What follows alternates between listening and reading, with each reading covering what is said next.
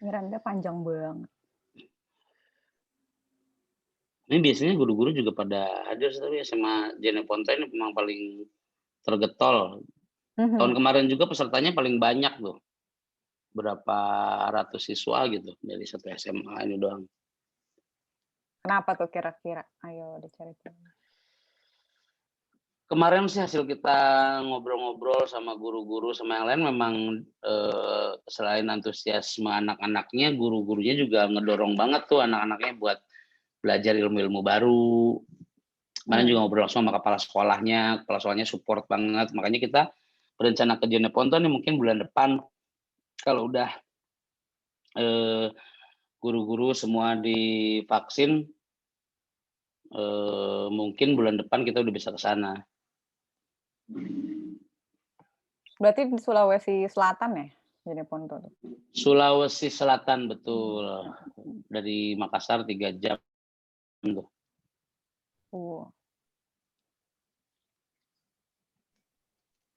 Aku ke Luwuk aja waktu kecil udah ini, udah berasa jauh banget. Dari Manado ya? Dari Palu, waktu itu dari mana ya? Pokoknya aku waktu itu sih ke Palu dulu. Ke Palu dulu baru ke Luwuk. Emang asli orang sana? Ayahku asli orang situ. Jadi Eee, waktu kecil sebelum pada berpencar-pencar, pernah beberapa kali ke sana.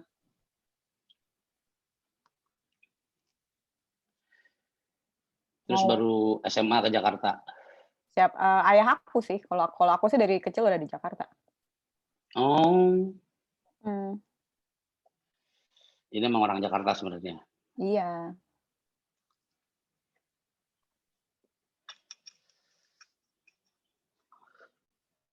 Ini nggak apa-apa, 20 orang juga kalau mau ini kita mulai aja, Kak, Boleh kalau dong. enggak mungkin Mhm. nanti nggak apa-apa nanti, materinya aku publish nanti ya, Boleh boleh boleh. apa, teman-teman juga kalau ada yang mau nanya segala macem, kita mulai aja. Selamat siang teman-teman semuanya yang baru hadir, kita belum mulai kok, kita baru mau mulai dan siang hari ini kita bakal ngebahas seputar copywriting. Karena kita ada kelas konten, salah satu, hal penting di konten tentu saja menulis dan copywriting menjadi bagian daripada kegiatan menulis yang di industri saat ini, baik industri digital ataupun yang lain, copywriting jadi hal yang ngasih nyawa dari sebuah kegiatan, dari sebuah produk, dalam menyampaikan pesan dari produk ataupun, apa, konten itu sendiri. Jadi mudah-mudahan siang hari ini banyak yang terinspirasi nih dari soal menulis nih, ya kan, sosial media udah jadi hal yang wajar pasti di adik-adik SMA di seluruh pelosok, Indonesia ini. Nah, siang hari ini Kak Olga nanti bakal memperkenalkan diri, beliau siapa dan lain sebagainya silahkan tanya. Nanti sesudah pemaparan teman-teman yang mau nanya, kalau takut lupa boleh di-chat dulu, nanti Kak Olga akan coba respon chat-nya. Kalau nanti mau ngobrol langsung juga boleh di-chat, bilang aja mau atau raise hand atau apa, kalau mau nanya langsung mengenai, seputar dunia perkontenan di Mhm. industri digital saat ini. Boleh Kak Olga, kita mulai aja yuk. Oke, kita mulai aja ya. Pertama-tama makasih dulu nih buat Kang Helmi yang udah ngasih aku kesempatan buat ngisi kelas ini secara mendadak, karena di kemarin kenalannya juga baru kemarin sebenarnya. Terus terima kasih buat yang udah menyempatkan hadir di kelas ini. Semoga saja ini aku nggak mengecewakan, karena aku agak-agak nervous nih sebenarnya, udah lama banget nggak isi kelas. Aku kenalan dulu kali ya, nama aku Olga, saat ini aku bekerja sebagai content manager di Gredu Asia. Gredu Asia itu perusahaan edutech yang bergerak, ini, apa namanya, yang bidangnya itu tentang learning management system. Jadi kita nggak bikin konten tentang apa namanya materi-materi pelajaran gitu, kita nggak bikin karena kita percaya itu adalah keahliannya guru dan kami bukan guru. Tugas kami adalah memfasilitasi gimana kegiatan belajar mengajar itu bisa berjalan dengan efektif, efisien, dan terutama kolaboratif. Itu sih yang paling penting dari tempatku sekarang. Kemudian aku sudah menulis sejak aku masih SMA kelas 1, itu berarti tahun 2009. Tapi sebenarnya karir menulisku ini dimulai dari nulis berita di media nasional. Waktu itu aku jadi kontributor di media Indonesia di bidang halaman mudanya waktu itu namanya. Kemudian akhirnya dan aku suka dengan dunia menulis, jadi aku lanjut lagi, aku ngambil kuliah jurnalistik, tapi jurnalistik kriminologi, bukan jurnalistik komunikasi. Jadi ada tuh spesifik kriminologi jurnalistik. Aku ambil itu meskipun sayangnya di Indonesia ini itu masih rada belum umum sebenarnya kriminologi jurnalistik itu. Tapi nanti aku akan jelaskan di slide selanjutnya tentang apa yang membuat latar belakangku di kriminologi itu berpengaruh pada copywriting dan content writing dan content writing yang akan aku paparkan ini. Oke, pertama-tama kita bahas dulu tentang perbedaan antara copywriting sama content writing. Nah, copywriting sama content writing itu sebenarnya agak-agak mirip, kayak jeruk nipis sama jeruk lemon. Ya, jadi dia tuh nggak terlalu beda jauh. Mereka berdua sama-sama konten, tapi problemnya adalah ini tuh sebenarnya cukup berbeda karena ini penjelasannya. Penjelasannya itu copywriting. Kalau copywriting itu dia itu berfungsi untuk keperluan pemasaran atau periklanan. Artinya copywriting itu biasanya kalau di kantor dia itu ada di bawah divisi marketing atau digital marketing. Lain dengan content writing. Content writing itu tuh berfungsi untuk keperluan informasi, edukasi atau hiburan. Jadi content writing itu tuh lebih umum sifatnya. Misalnya di kantor ada divisi produk gitu. Divisi produk dia kerjaannya ngoding, bikin aplikasi, bikin website, tapi dia pengen bikin tulisan tentang gimana sih cara menjalankan aplikasi ini, atau nulis kenapa sih website ini ada gitu. Itu tuh mereka boleh nulis itu dan itu adalah content writing. Makanya content writing itu lebih umum tadi aku bilang, nggak kayak copywriting yang memang dia itu di bawah marketing biasanya. Terus copywriting itu harus mampu meyakinkan pembaca tentang produk atau layanan dan ideologi merek yang didagangkan ini. Ibaratnya kalau misalnya lagi PDKT gitu ya kali ya. Kalau lagi PDKT ini ada gebetan kita, sebelum kita bisa ngobrol banyak sama dia, dia tertarik sama kita, maka first impression, impresi pertama dia kita harus oke banget dong. Dan apakah kalimat yang harus kita keluarkan agar dia mau untuk terus-terusan ngobrol sama kita, itulah copywriting. Nah, ketika misalnya si gebetan yang kita PDKT-in itu tuh udah tertarik tuh, udah yakin sama kita, yakin bahwa kita tuh menarik buat dia, kita baru masuk ke content writing, menjelaskan topik yang dibahas secara mendalam, menjelaskan siapa sih dari kita tuh bisa offer apa sih kayak gitu, apa sih keuntungan kamu sama saya kayak gitu-gitulah. Kemudian copywriting itu menciptakan penjualan. Jadi konversinya itu paling mudah ya, paling mudah dihitung dari penjualan atau dari jumlah berapa orang yang daftar ke satu acara biasa atau berapa orang yang mau menandatangani suatu petisi gitu misalnya. Itu tuh copywriting itu tujuannya untuk itu, mengajak orang sebanyak-banyaknya ikut. Sementara kalau content writing, dia itu setelah orang-orangnya pada ikut, gimana caranya orang-orang ini tuh terikat dan setia. Nah, jadi kembali lagi tuh ke analogi PDKT tadi, kalau copywriting itu untuk kita memancing di awal, copywriting itu untuk memancing di awal, content writing itu untuk memelihara hubungannya. Dan ciri lainnya itu umumnya ringkas. Copywriting itu umumnya ringkas, meskipun ya ada juga copywriting yang panjang. Kayak misalnya misalnya skrip video. Skrip video iklan itu kan biasanya cukup panjang lah ya gitu.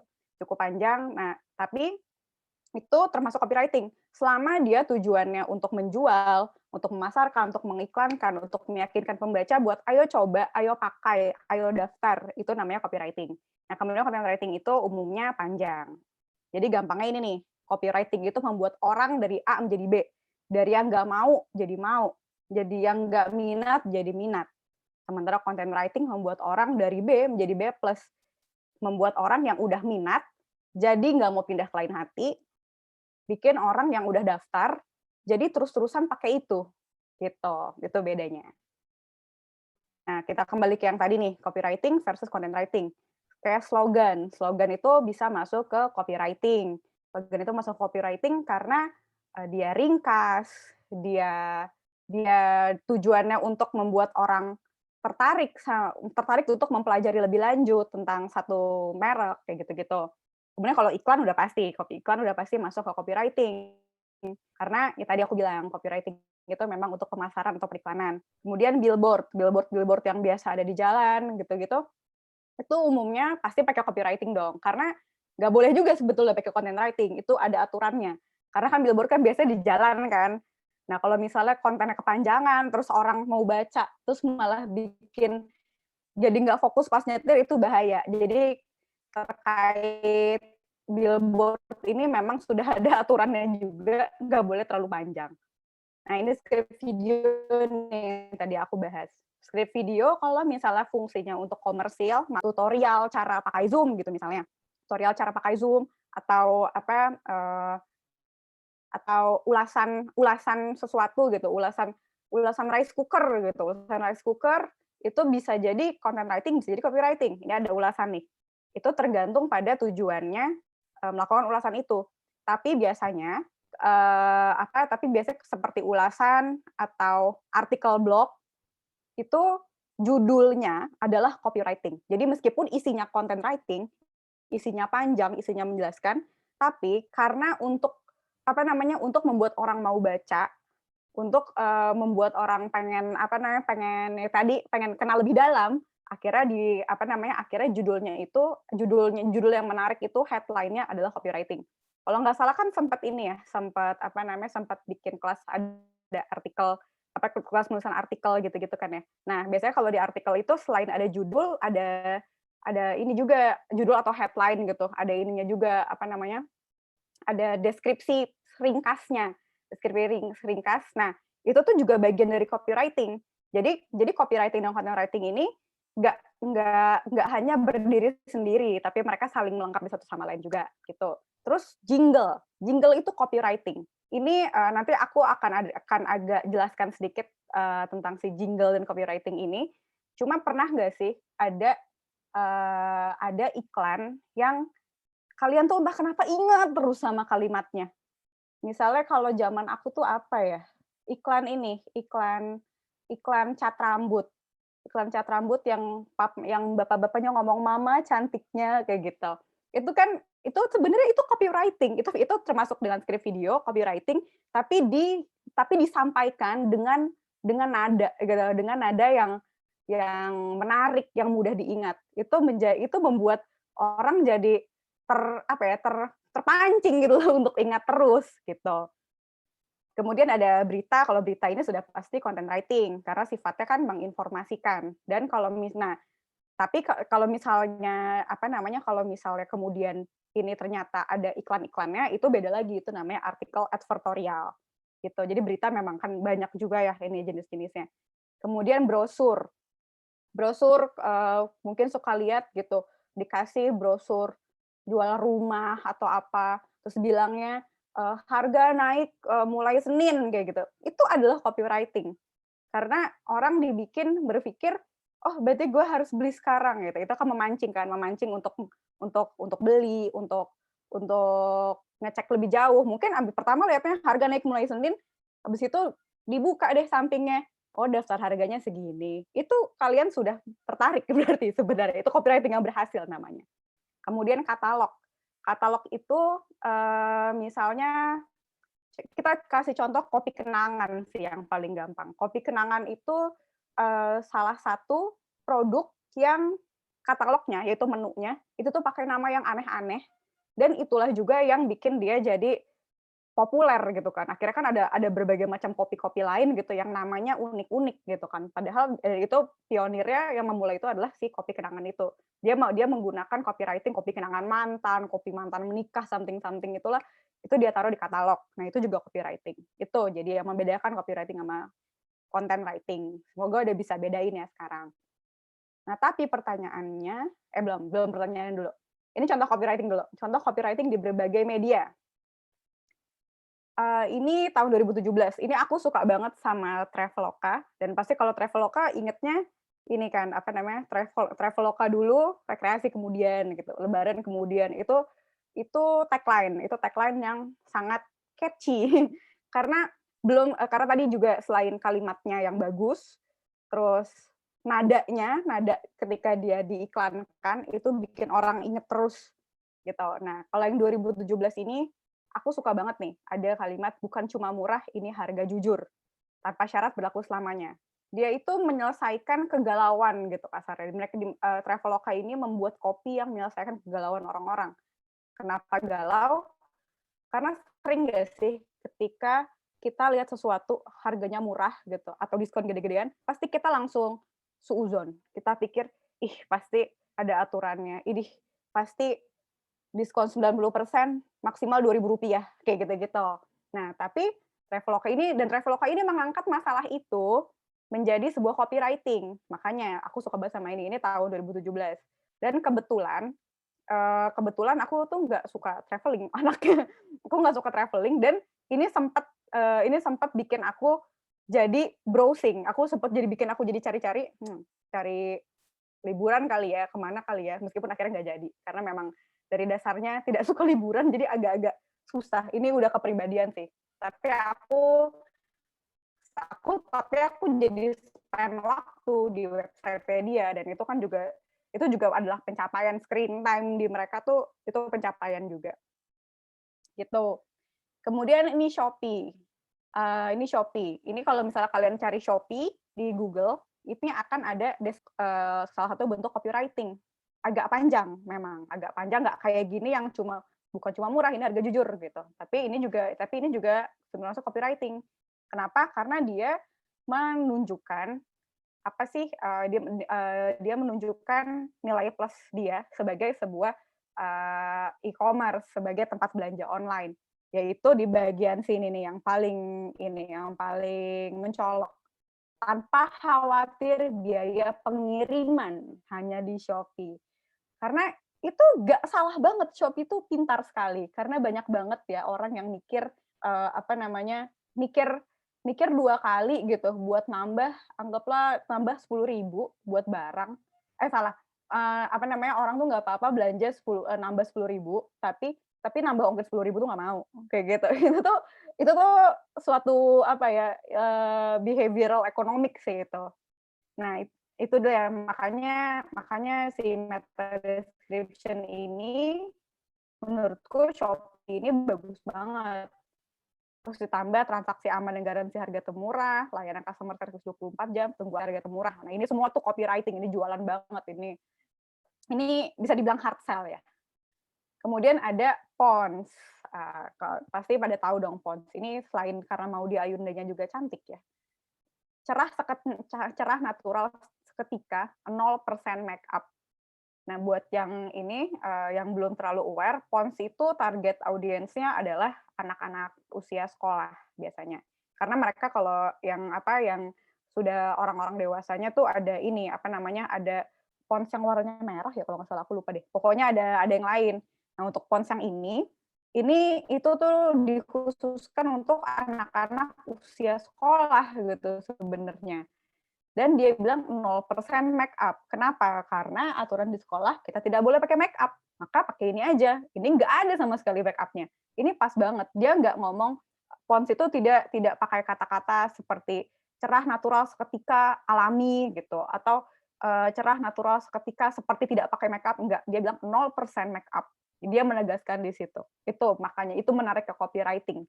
Dia bisa jadi singkat, ini si copywriting ini, tapi dia mampu membawa pikiran kita untuk berpikir dengan cara seperti yang mereka inginkan.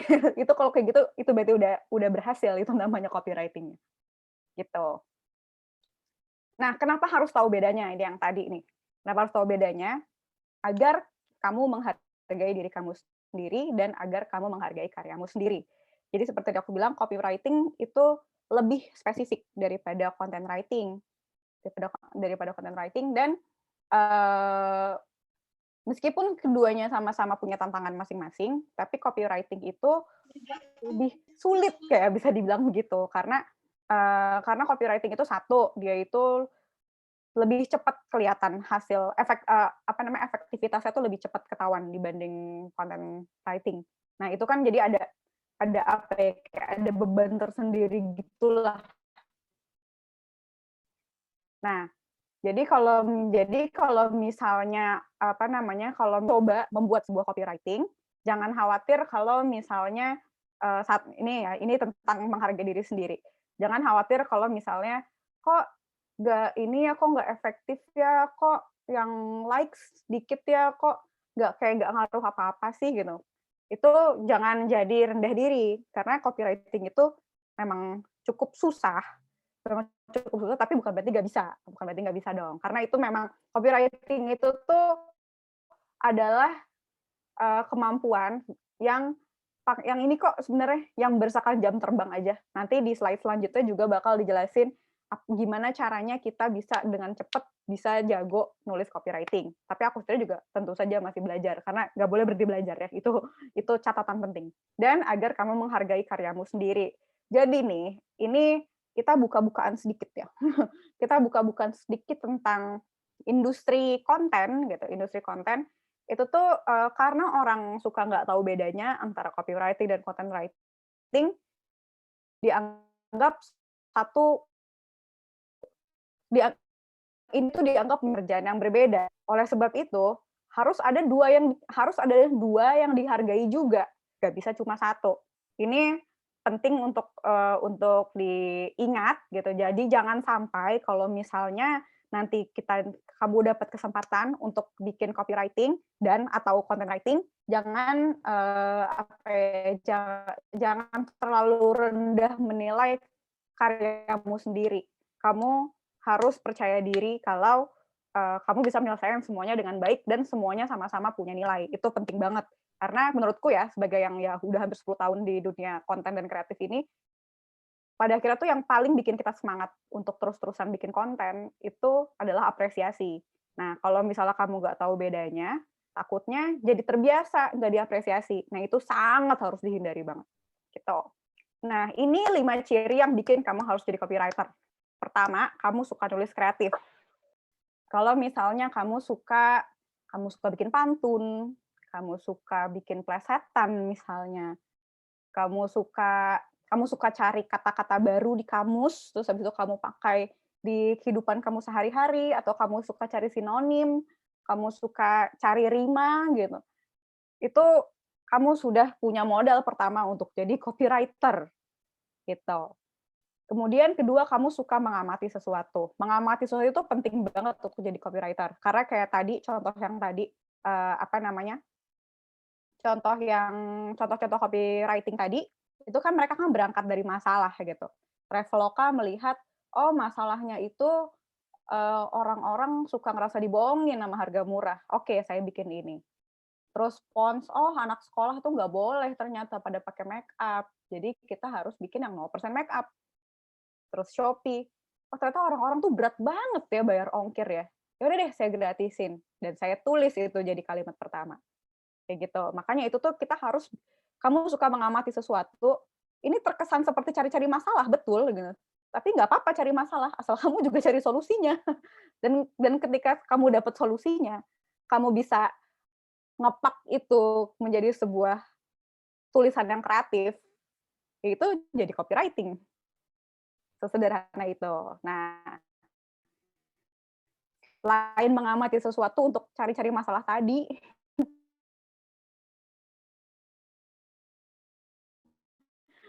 juga mempromosikan tuh. Ada misalnya sabun cuci muka,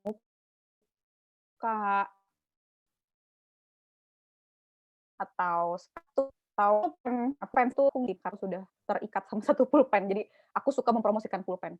Nah, kalau kamu suka mempromosikan sesuatu, kamu juga punya bakat berarti jadi copywriter.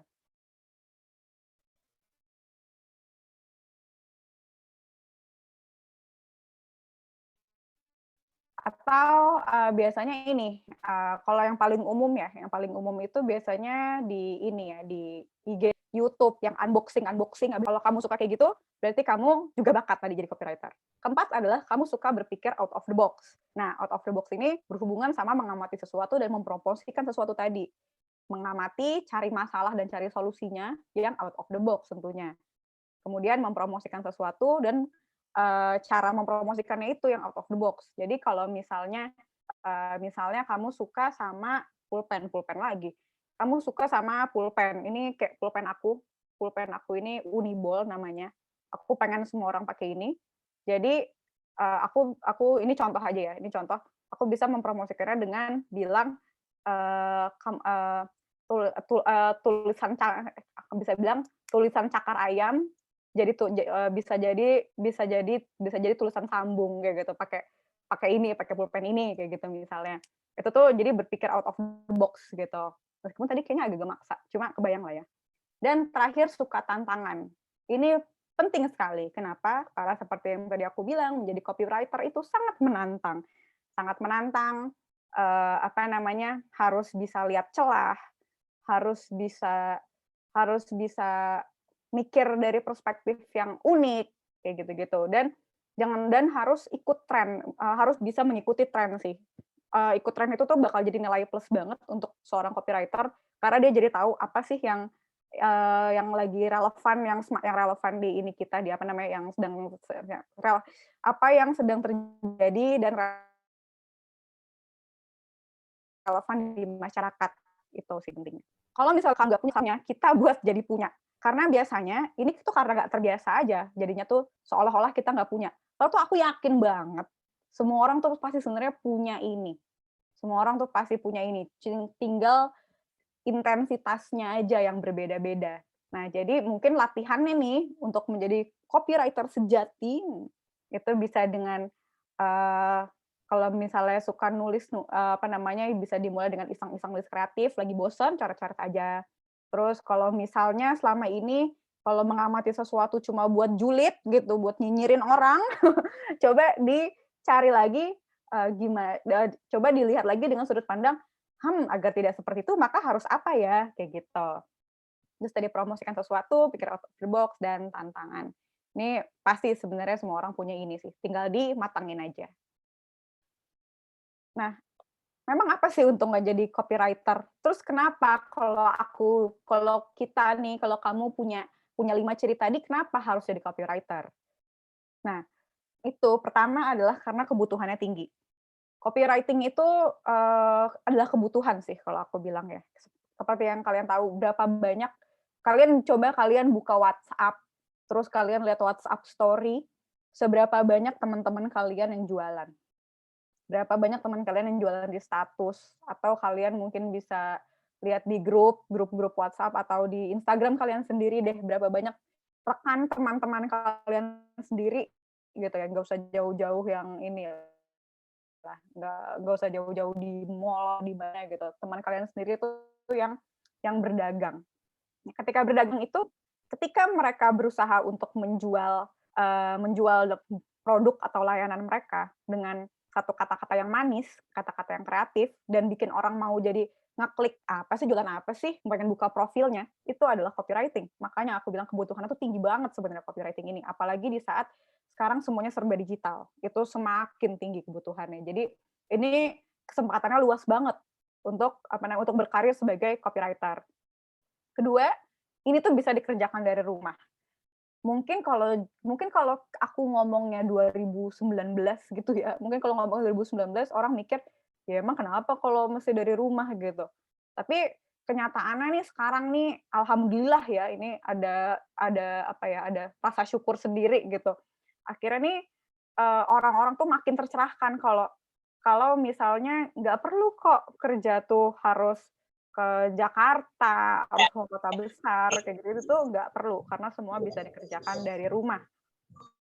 Ngobrol bisa kayak gini, kita bisa ngobrol lewat Zoom, bisa bisa berbagi lewat Zoom, kemudian aku kerjakan sendiri, dikirim lewat email. Padahal nih sebenarnya kenyataannya nih copywriter dan pekerjaan-pekerjaan penulisan lainnya, itu tuh adalah salah satu pekerjaan yang paling lama sudah bisa dikerjakan dari rumah. Jadi kalau waktu dulu aku tuh pertama kali kenal internet itu tahun, aduh agak lupa deh, kayaknya sekitar sekitar aku SD ya, waktu itu aku tinggal di Bekasi.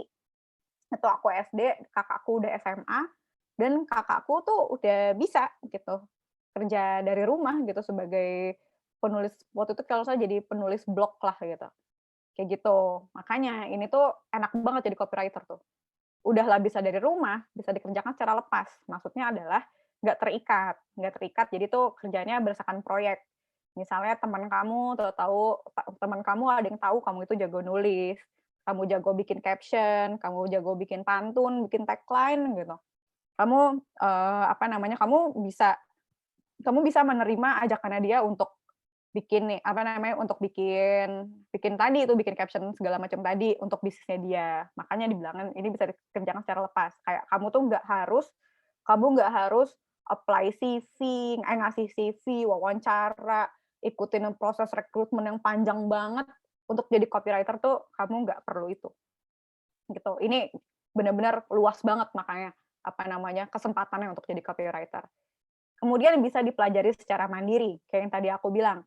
Jadi copywriter itu sulit, tapi bisa banget dipelajari, bahkan dipelajarinya itu secara mandiri.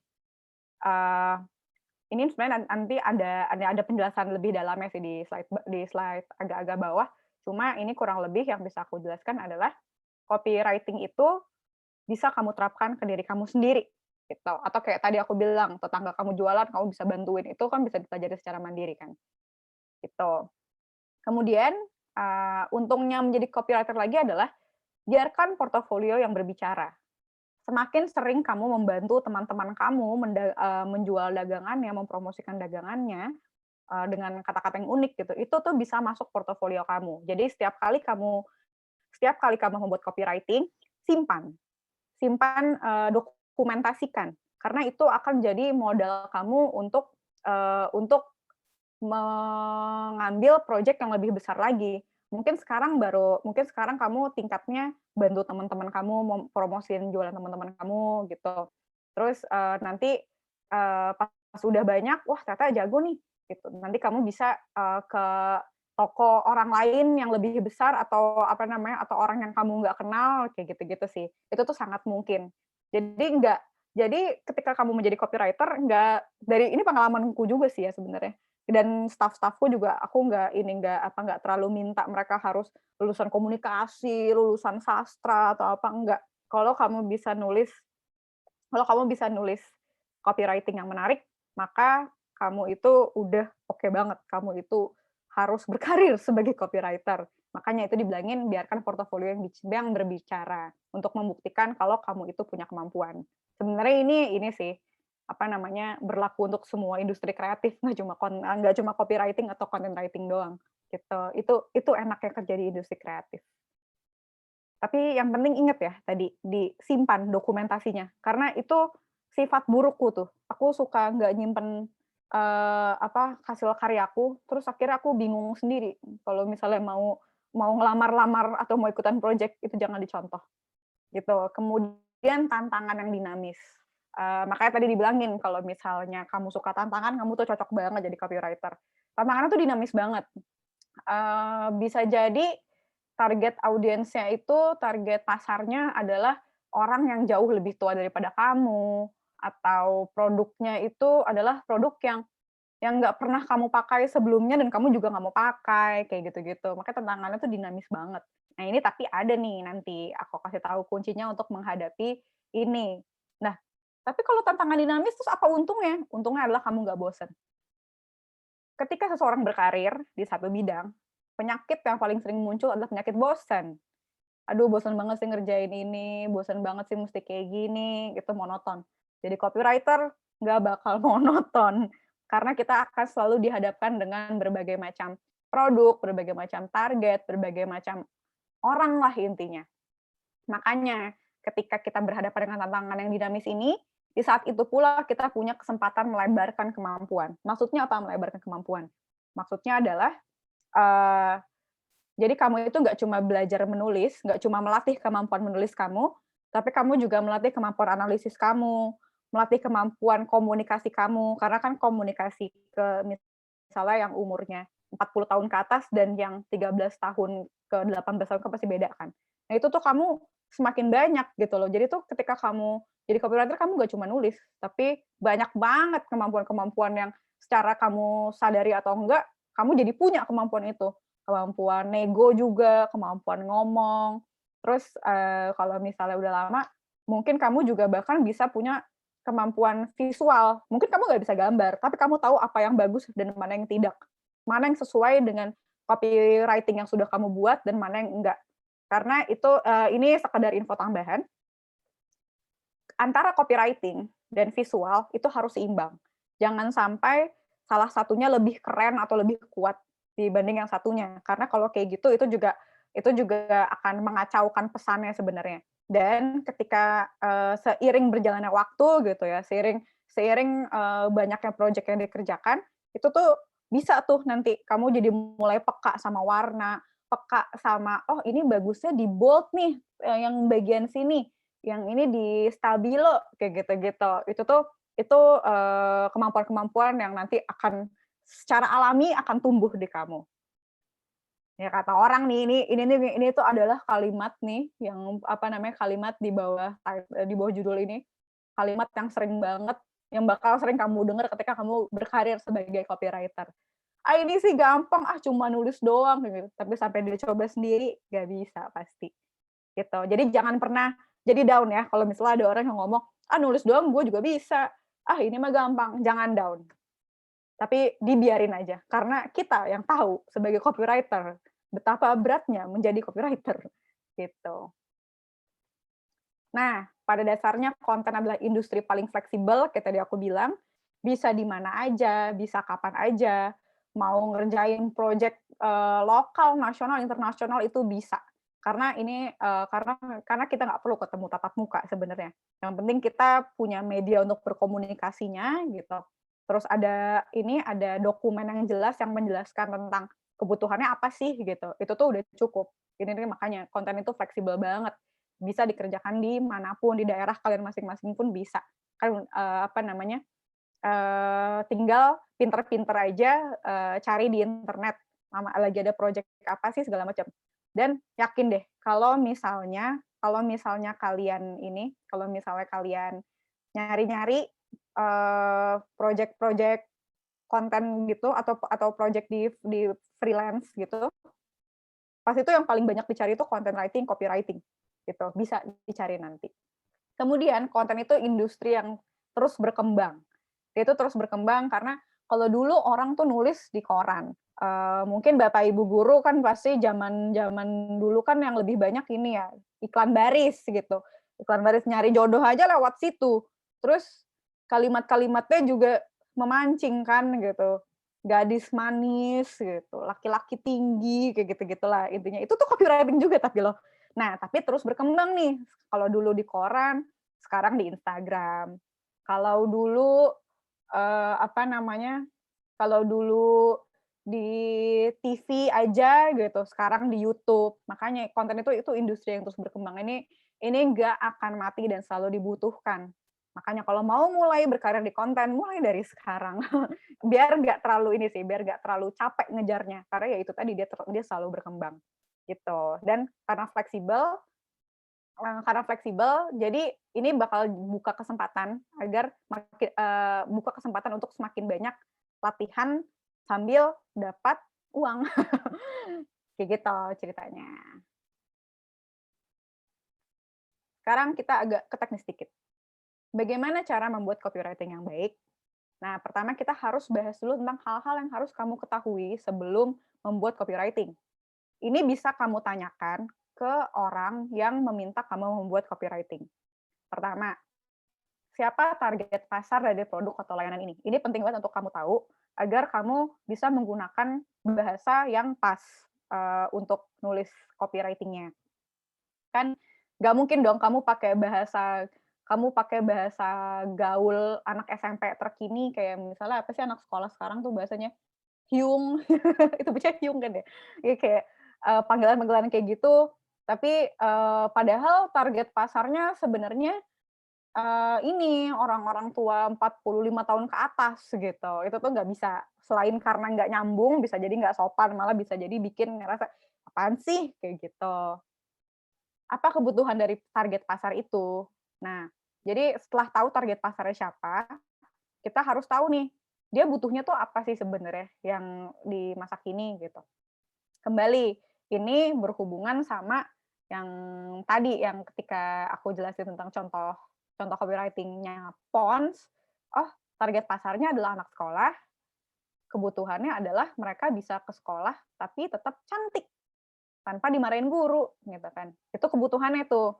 Itu kembali berhubungan dengan kemampuan kita mengamati sesuatu. Jadi ini bisa jadi kalian cari sendiri, ini si pertanyaan kedua ini bisa jadi kalian cari sendiri jawabannya, atau kalian berdiskusi dengan orang yang memberikan kalian tugas untuk membuat copywriting. Nah, ketiga, mengapa produk atau layanan ini dibuat? Ini penting untuk mengetahui sebenarnya tuh apa sih yang mau disampaikan sama produk atau layanan ini. Bisa jadi dia jualan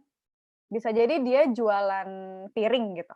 Misalnya ada orang jualan piring, tapi ternyata produk piring ini itu bukan buat makan, dia buat pajangan. Kan ada kan pajangan piring gitu. Kalau waktu aku kecil tuh biasanya pajangannya terus dicetak pakai ada muka aku gitu di tengah, aku juga nggak ngerti itu buat apa ya.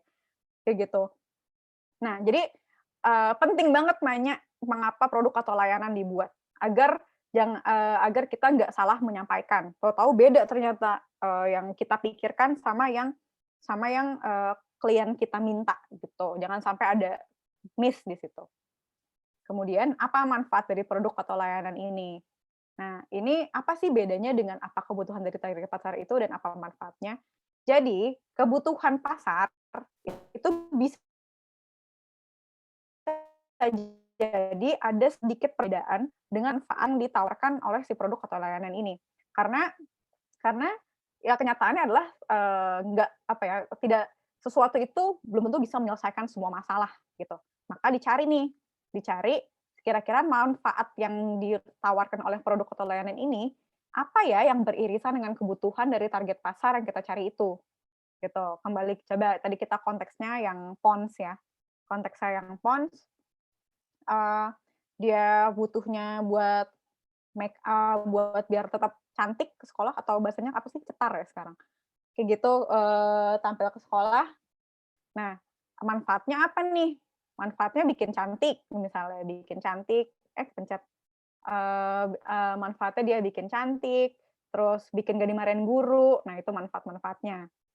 Terus yang terakhir adalah di mana copy akan digunakan. Ini juga penting, karena, pasti beda kan antara Instagram gitu dan Twitter gitu misalnya. Instagram, orang nggak akan baca caption terlalu panjang, maka kita harus lebih main di visual.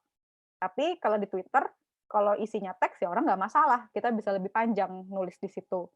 Nah, makanya kita juga harus tahu ini mau dipakai di mana ini copywriting-nya. Karena kita nggak bisa menggunakan satu copywriting yang sama di tempat yang berbeda-beda, itu sih, ada beberapa mungkin yang bisa gitu, tapi lebih baik dibedakan, tuh. Ini yang harus kamu ketahui sebelumnya. Kemudian hal-hal yang harus kamu gunakan nih, ini ketika kamu membuat copywriting, satu, kamu harus menggunakan ejaan yang dipahami orang awam. Jadi kalau misalnya suka nyingkat gitu, aku suka MRH, aku suka marah apa aku suka merah, kayak gitu kan bingung kan. Jadi jangan disingkat-singkat. Terus, ada ini juga nih yang, aku tuh baru kemarin tahu. Kalau misalnya orang-orang timur tuh pasti tahu pasti tahu kata perlente. Ini soalnya beberapa teman-temanku yang di Jakarta tuh suka nggak tahu arti perlente. Nah, perlente itu kan artinya kan, tampil keren, rapi, gitu-gitu. Menariknya, kalau kamu nulis H di belakang, perlenteh, itu tuh artinya tuh males, kalau nggak salah deh. Males apa nggak bisa, pokoknya artinya itu negatif banget. Itu cuma beda satu huruf. Makanya, kalau misalnya salah ketik gitu misalnya, dari perlente jadi perlenteh, gitu. Terus abis itu ada orang iseng, "Emang tulisannya perlenteh ya?" Terus dia nyari di Kamus Besar Bahasa Indonesia, pas lihat, "Loh kok artinya begini?" Gitu. Itu kan jadi masalah gitu. Makanya ejaannya harus dipahami oleh orang awam dan sebisa mungkin sering-sering buka kamus gitu, sering-sering buka kamus, cari sinonimnya juga nggak apa-apa, biar itu juga memperkaya, kosakata kita dan tahu penulisan yang tepat. Mungkin karena kan orang suka mikir, "Ah, kan singkat ini nggak apa-apa, nggak masalah kalau misalnya nggak sesuai kaidah bahasa Indonesia yang baik dan benar," gitu. Atau, kaidah bahasa daerah masing-masing kalau misalnya memang copywriting-nya itu targetnya untuk, lokal gitu ya. Nah, tapi ya itu tadi, jangan sampai menggunakan ejaan-ejaan, yang orang tuh nggak tahu, yang orang mesti mikir gitu. Copywriting tuh jangan sampai bikin orang mesti mikir, "Hah, ini maksudnya apa sih?" Itu kalau orang mikir kayak gitu, bye. Itu berarti tidak efektif, gitu.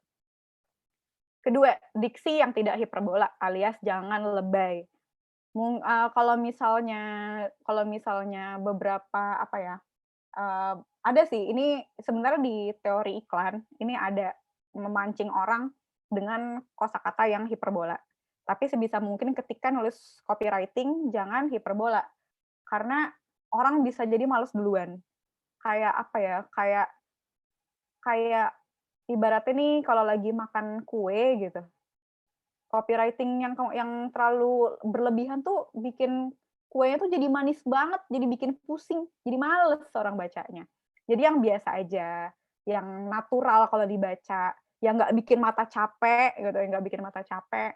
Terus, apa namanya, terus itu tuh seperti bercerita gitu. Jadi nggak usah terlalu berlebihan. Nah, ini berhubungan nih sama yang poin kedua, kalimat itu mengalir, efektif, dan efisien. Tuh, tadi kan simpel kan tuh, yang si Traveloka itu, yang dia bilang, harga jujur itu, aku jadi lupa ya, aku ingetnya Pons mulu. Tapi yang kayak gitu itu kan, itu nggak hiperbola, dia mengalir, efektif, dan efisien. Dan jangan lupa relevansi dengan target pasar. Ini berhubungan sama yang ini nih, yang tadi kamu ketahui, apa kebutuhan dari target pasar itu. Nah, jadi semakin relevan, semakin cerita yang kamu tampilkan dalam copywriting itu terasa dekat dengan target pasar, itu akan semakin baik karena orang semakin mengerti maksud kamu apa, gitu. Nggak kayak yang tadi aku jelasin nih, kalau misalnya kamu ejaannya nggak umum, orang nggak ngerti. Dan kembali lagi ke yang tadi, kalau nggak ngerti, maka copywriting-nya salah, kurang baik. Belajar lagi, ayo kita belajar. Gitu. Ini tips dari aku. Ini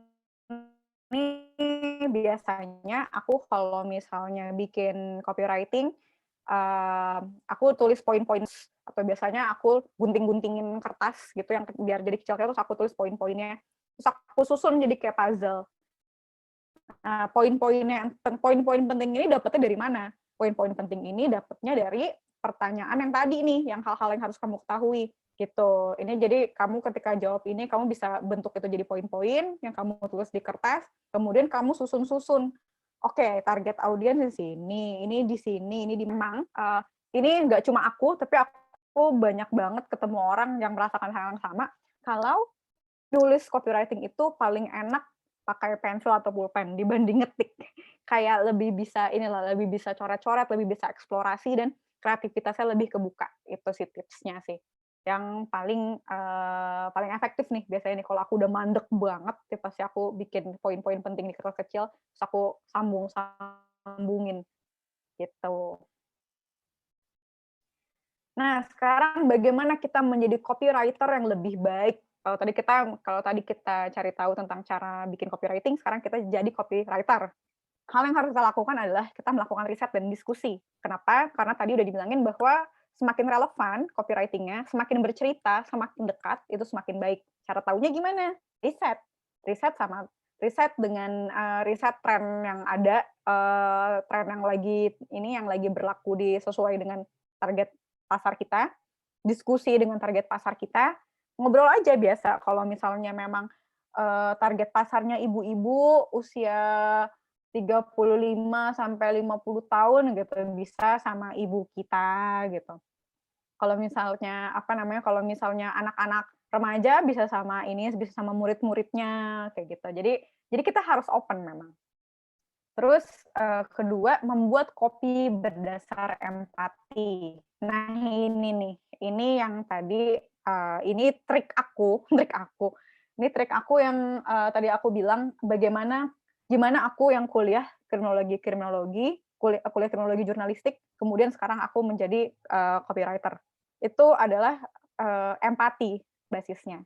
Jadi, ini sangat memudahkan.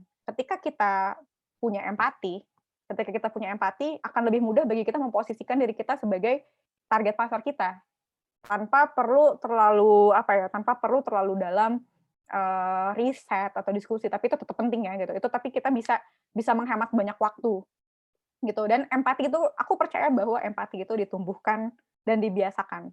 Meskipun sebenarnya empati itu kita punya, cuma kembali, tingkatannya mungkin yang berbeda. Dan ketika di kriminologi kan, kuliahku pas itu memang dihajarnya itu tuh untuk membuat, tulisan-tulisan, liputan, penelitian yang sensitif kepada, kelompok-kelompok minoritas, kelompok-kelompok rentan, kayak gitu-gitu. Jadi memang sudah terbiasa gitu, untuk membuat tulisan yang berdasarkan empati. Nah, ini tuh, membuat kopi berdasarkan empati itu sebenarnya nggak cuma kopi sih, content writing juga. Kalau misalnya kita membuat sesuatu berdasarkan empati, itu insya Allah bakal lebih mudah semuanya. Tuh. Kemudian memberikan lebih dari satu pilihan. Jadi ketika kita lagi ngerjain project gitu misalnya, kita lagi ngerjain proyek, terus kita mau kasih kasih tunjuk, "Ini loh copywriting yang saya udah bikin," gitu. Jangan cuma satu kalau bisa. Usahain bikin 1 sampai 3 gitu. Bikin bikin 2 sampai 3 gitu, 2 sampai 3. Ya lebih banyak lebih bagus sih. Cuma kalau dari pengalamanku biasanya yang keempat kelimanya udah ngasal. Jadi kenapa harus lebih dari satu pilihan? Karena satu, biar klien kita sayang sama kita. Merasa ya, punya pilihan itu kan enak kan sebenarnya kan, punya pilihan dan boleh milih itu enak. Itu, satu itu. Kedua, bisa jadi misalnya kita ngasih 3 pilihan, A, B, C. Nggak ada tuh A, B, C-nya. Tapi aku tuh pengen ada bagian A yang sebelah sini, bagian B-nya ada yang ininya, yang C yang ini gitu. Jadi akhirnya dikombinasikan menjadi sesuatu yang baru dan ternyata itu lebih baik daripada yang lain. Jadi itu malah memunculkan ide baru. Itulah kenapa lebih baik kita memberikan, lebih dari satu pilihan copywriting ketika kita bekerja untuk menjadi copywriter yang lebih baik. Dan terakhir, menerima feedback dari non copywriter. Ini, akan terkesan apa ya, kekanak-kanakan mungkin ya, tapi ya namanya kita kan manusia ya, kalau misalnya udah capek-capek kerja, capek-capek mikir, capek-capek bikin copywriting, tahu ada yang bilang, "Ah, gini doang mah gue juga bisa. Ah, ini doang mah masa harganya segini sih?" Atau misalnya, "Ah, kurang nih A, B, C, D, E, F, G," gitu. Itu kamu kesel nggak apa-apa, tapi jangan nunjukin ya. Kamu kesel nggak apa-apa, wajar, tapi kalau memang, kalau memang saran dan kritiknya itu masuk akal, kita harus tetap berbesar hati untuk terima. Karena bagaimanapun juga, eee, apa namanya, bagaimanapun juga dia tuh adalah konsumen gitu loh. Dia adalah konsumen, apalagi kalau misalnya meskipun dia bukan copywriter, tapi dia target pasar kita gitu. Dia harus kita dengerin apapun, kekesalannya dia gitu, apapun kekurangan yang mereka tunjukkan ke kita tuh harus kita dengarkan dan kita jadikan bahan untuk belajar lebih baik lagi, gitu. Jadi, ya memang ini kan selalu harus belajar terus-terusan sebenarnya sih kalau misalnya jadi copywriter tuh dan harus siap dengan kritik, gitu. Jadi untuk menjadi copywriter yang lebih baik harus mau terima feedback. Nah, ini yang jangan dilakukan, gombal, nggak boleh banget gombal. Kamu, gombal itu kalau di kamus artinya omong kosong. Jadi mungkin terlihat terlihat manis, terlihat betulan, enggak sebenarnya. Ya misalnya kayak yang ini ya, misalnya kayak yang tren zaman sekarang tadi aku bilang tuh, ya diskon 90%, terus ada kecil banget di bawah, maksimal 2.000 gitu, itu gombal. Itu gombal, meskipun nggak ini sih, nggak bisa dibilang false advertisement. False advertisement itu apa sih? False advertisement itu, aku bingung sih artinya secara harfiah apa. Tapi maksudnya adalah iklannya tuh seperti seperti bohong. Kalian pernah nggak sih ngerasa dibohongin sama iklan? Misalnya kalian misalnya kalian mau beli, celana, nih sekarang celana kulot nih lagi ngetren banget nggak sih? Celana kulot lagi ngetren banget, habis itu, terus copywriting-nya tulisannya, "Dapatkan kaki jenjang dengan celana kulot terbaru," kayak gitu. Tahu-tahu pas kalian beli, lah ini ternyata bukan ini, apa namanya, ternyata kaki saya nggak jadi panjang gitu, kaki kaki saya nggak jadi panjang seperti yang kamu katakan gitu. Karena kan ini biasanya tuh kalau yang gombal-gombal gini memang paling banyak, kalau yang aku lihat ya, paling banyak itu di dunia fashion sih, paling banyak dunia fashion. Makanya harus, agak agak hati-hati nih ngelihat, apa namanya, ngelihat iklan-iklan baju-baju, ngelihat iklan-iklan kecantikan juga, ini jangan sampai terlalu termakan, apalagi kalau misalnya yang dipaparkan itu adalah tentang apa yang bisa mereka hasilkan ketika kita memakai produk itu, gitu. Itu perlu hati-hati. Jangan sampai kita menjanjikan sesuatu yang sebetulnya hasilnya itu tergantung dari orangnya sendiri, gitu. Ya tadi ngomongin kalau pakai kulot nanti kakinya jenjang. Ya kalau misalnya kayak aku yang tingginya cuma 150 ya sama aja, nggak bakal ngaruh gitu. Kayak gitu-gitu sih intinya. Kemudian kedua, egois. Egois itu jadi maksudnya gini, ketika kita bikin copywriting, bisa jadi kita udah mikirin konsepnya tuh matang-matang banget, wah udah filosofis banget lah, diksi yang kita pakai, apa namanya, berhubungan dengan sejarah dari produk atau layanan yang kita lagi mau jual segala macam gitu-gitu. Terus kita ngerasa itu keren banget, tapi pas kita kasih lihat ke orang lain, mereka nggak ngerti maksudnya. Mereka nggak menangkap nilai seperti yang kamu ketahui gitu. Tapi kamu maksa, ya tapi ini kan udah bagus gitu. Itu, jangan kayak gitu, karena ujung-ujungnya nggak akan efektif dan malah bakal bikin, copywriting-nya sulit dipahami. Ini berhubungan sama si menerima feedback sih sebenarnya. Dan terakhir itu, candaan yang menghina. Ini akan sangat jadi bumerang. Kayak tadi sebelumnya aku sempat bilang, mengikuti tren itu adalah sesuatu yang penting untuk copywriter agar kita bisa selalu relevan. Tapi jangan lupa untuk empatinya gitu. Meskipun itu tren, meskipun bagi sebagian orang itu lucu, mesti pikir-pikir lagi. Kalau misalnya itu kena ke kita senang nggak sih digituin? Gitu. Makanya riset dan diskusi harus selalu diikuti dengan empati ya. Ini contohnya nih, ini iklan Indosat tahun tahun berapa ya? Kalau nggak salah tahun 2015 deh. Jadi maksudnya kita ngerti sih maksudnya di Indosat, si Indosat ini mau menawarkan produk, internetannya mulai dari 35.000 per hari dan bisa dipakai di luar negeri gitu, untuk kebutuhan internasional. Tapi dia bikin liburan ke Aussie lebih mudah dibanding ke Bekasi. Wah itu orang-orang marah ini sampai ditarik kembali loh ini iklannya. Aku lupa deh ini iklannya udah ditaruh di mana aja ya. Pokoknya ini cukup cukup panas di masa-masanya itu nih isi iklan ini.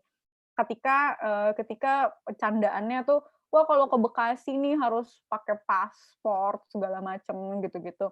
Dan ternyata ini menyinggung. Makanya kita kita jangan membawa candaan tongkrongan gitu ya. Candaan kita kan pasti kan punya ini ya, punya candaan tongkrongan gitu. Untuk dibawa ke halayak umum, karena itu belum tentu baik. Makanya akhirnya kembali lagi, jangan lupa membuat kopi berdasar empati gitu. Nah, ini yang belajar copywriting secara mandiri 1 kali 1 hari. Karena sebenarnya copywriting itu melekat loh di hidup kita. Nah, sambil belajar, kita sambil memperkaya portofolio kita sendiri. Sekali lagi diingatkan, kalau bikin sesuatu disimpan, didokumentasikan di portofolio untuk dipakai pada kebutuhan berikutnya. Misalnya kita di sini pasti pada main media sosial kan ya, pasti mayoritas. Di Instagram atau di Twitter, biasanya kan bio itu kan kayak cuma 140 karakter ya kalau nggak salah, 140, 160 lah. Nah itu tuh adalah medium yang sangat bagus untuk kita belajar cara bikin copywriting. Karena dia tempatnya kecil, karakternya sedikit, tapi bagaimana caranya agar bio itu bisa bisa bikin orang mau follow kita. Jadi di sini yang dicari itu bukan rupiahnya ya gitu, tapi angka follow-nya gitu, followers kita. Itu tuh juga ini juga dampak dari copywriting kamu gitu. Kemudian headline dan header. Headline itu biasanya di apa ya? Di LinkedIn sih kalau misalnya pada udah mulai belajar buka-buka LinkedIn gitu ya, belajar udah bikin LinkedIn, biasanya tuh di LinkedIn tuh ada tuh, kolom untuk kamu nulis, headline. Headline kayak kamu itu siapa sih gitu, sebenarnya agak-agak mirip bio sih. Atau kalau misalnya kamu punya blog, kalau kamu punya blog, kan biasanya kan di muka blognya itu ada ininya ya, ada judul sama ada deskripsi blognya di bagian header sama subheader gitu. Dan di setiap postingan blog kamu, di setiap postingan blog kamu punya judul, punya headline, kamu juga bisa bikin itu gimana caranya biar jadi menarik. Kemudian caption kayak yang tadi dibilang sama Kang Helmi. Kemudian kalau misalnya kamu udah habis nih, sosmednya udah diperbarui semua, terus caption-nya juga udah cantik-cantik, belum belum upload lagi foto baru di Instagram. Iseng aja kamu lihat-lihat barang-barang di sekitarmu, produk atau layanan kesukaan kamu apa sih? Kalau kamu misalnya tiap hari kamu nggak bisa lepas dari dengerin dengerin lagu tertentu gitu, dengerin lagu dari artis tertentu. Coba kamu bayangin seolah-olah kamu itu adalah pemegang media sosialnya mereka. Terus habis itu kamu bikin postingan tentang band atau musisi kesukaan kamu itu, gitu. Kamu bisa post itu, kamu bisa latihan itu kamu taruh mungkin di Instagram kamu sendiri, atau kamu ya simpen aja sendiri, gitu. Simpen aja sendiri buat kemudian kamu tanya ke teman kamu yang mungkin menyukai hal yang sama, "Ini menurut kamu gimana? Ini oke nggak?" Gitu-gitu sih. Kemudian, setelah tadi produk atau layanan kesukaan, bisa juga kamu coba produk atau layanan kantor impianmu. Misalnya kamu punya cita-cita, "Aku mau kerja di PBB, di Perserikatan Bangsa-Bangsa, di UNICEF," gitu misalnya. "Aku pengen jadi UNICEF, aku pengen bikin copywriting yang mempromosikan pentingnya kita peduli pada perlindungan anak," gitu. Itu kamu bisa coba-coba bikin tulisan sendiri. Dan tadi, kembali lagi, kamu bisa nanya saran dari guru kamu gitu, dari guru kamu, dari kakak kelas, atau dari lainnya lah gitu, dari orang-orang lain, "Ini gimana pendapatmu tentang ini?" Kayak gitu. Biar terus berkembang ya. Jadi harus ada ininya, harus ada penilaiannya gitu. Dan yang terakhir itu produk atau layanan orang terdekatmu, yang tadi kayak aku bilang, kalau kamu punya saudara, tetangga, teman sekelas yang jualan sesuatu, bisa dibantu kamu bikinin copywriting-nya. Nah, kemudian mulai karir sebagai copywriter dari rumah. Coba kerjakan proyek lokal, nasional, atau internasional, karena jarak itu bukan hambatan dan bahasa bisa dipelajari. Menurutku tuh kalau aku itu cuma bisa bahasa Indonesia dan bahasa Inggris. Sementara nih teman-teman yang pada di sini pasti bisa juga, menggunakan bahasa daerah masing-masing. Dan menurutku tuh menguasai bahasa daerah itu nilai plus banget, karena kalian jadi punya keunikan. Ini tuh sangat-sangat menguntungkan kalau misalnya kalian mau ngerjain project yang berhubungan sama sama traveling dan tourism, sama wisata, rekreasi, itu bagus banget. Terus atau kuliner, itu modal yang bagus banget. Aku iri banget sama orang yang bisa bahasa, daerahnya sendiri, gitu. Kalau misalnya ada yang nggak bisa, misalnya pengen deh ikut project di Amerika gitu misalnya, ya kalian, kalau misalnya belum bisa bahasa Inggris, dipelajarilah gitu. Jadi, jaraknya sih bukan masalah, kembali lagi kalian bisa kerja dari rumah kok sebagai copywriter.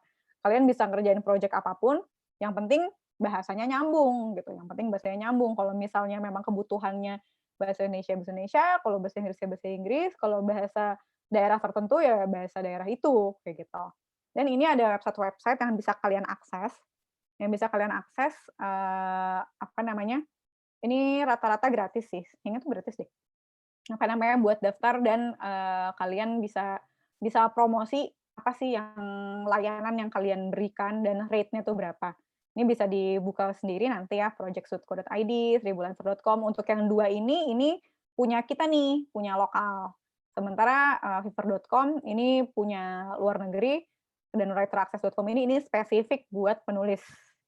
Iya, karena kebutuhan penulis itu ini banget, apa namanya, tinggi banget. Kalian juga kalau misalnya buka si 3 yang atas ini, pasti banyak, pasti mayoritas nyarinya copywriter, content writer, ya karena ya emang segitu dibutuhkannya profesi ini tuh sebenarnya. Dan masih banyak lagi sebenarnya. Ini aku yang ini aja sih, yang apa namanya, yang aku udah daftar sebenarnya. Jadi aku promosiin aku udah daftar, gitu. Dan masih banyak lagi tuh, kalian bahkan bisa di Instagram, di Twitter, kalian bisa mempromosikan diri kalian sendiri sebagai copywriter. Kalian bisa iseng gitu, bikin bikin caption-caption, bikin tweet-tweet yang menarik gitu, dan kalian bisa lihat nih, ini trennya gimana ya.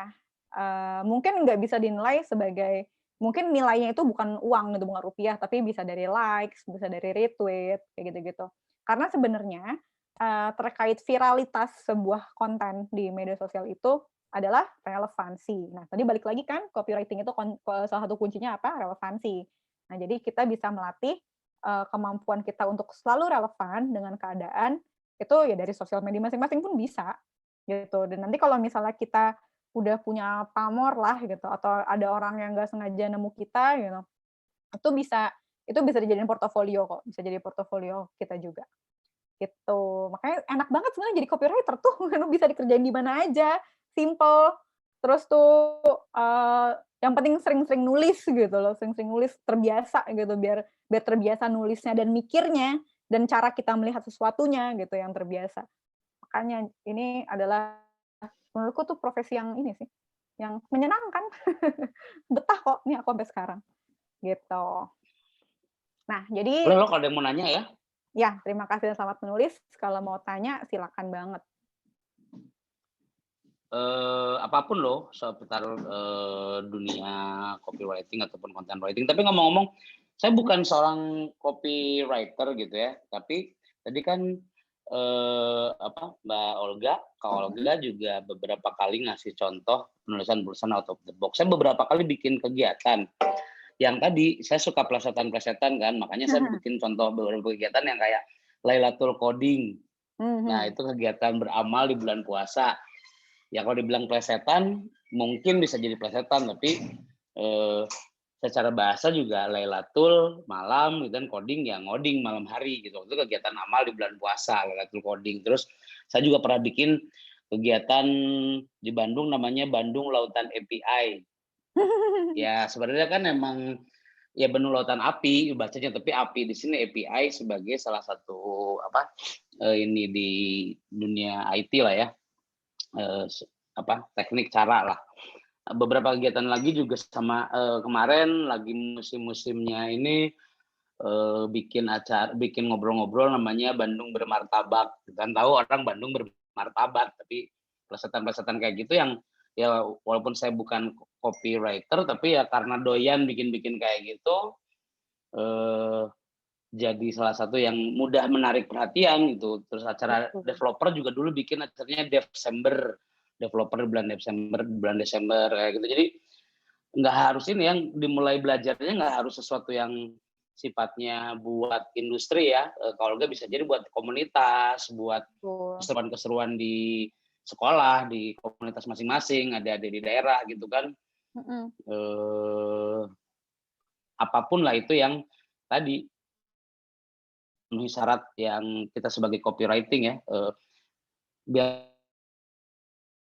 mau dulu apa sih, acara apa sih, tapi ketika judulnya Lailatul Coding, oh oke, cukup unik nih, orang kan jadi baca kontennya kan sebelum lanjut baca, sebelum orang mau ikutan beramalnya mungkin orang, apa sih Lailatul Coding, kayaknya deket-deket sama bahasa Lailatul Qadar gitu. Jadi nah, di situ nanti orang baru baca kontennya kan, konten writing-nya, oh ini cerita amal dan lain kayak gitu. Jadi mungkin ini pengalaman saya juga, nggak harus ketika belajar di copywriting tuh nggak harus yang sifatnya tadi langsung ke industri ya. Jadi bisa belajar di buat komunitasnya. Tadi kan juga Kak Olga udah ngebahas bisa coba mulai bantuin temen jualan, bikin tagline-tagline yang lucu-lucu, yang relate lah ya. Mungkin zaman sekarang tuh ketika relate sama target audiens, relate banget sama aku kan gitu ya, di Mhm. di anak muda zaman sekarang gitu. Nah ini ada kalau ada yang mau ditanyain, mungkin Bapak Ibu guru juga ada yang mau ditanyain seputar penulisan dan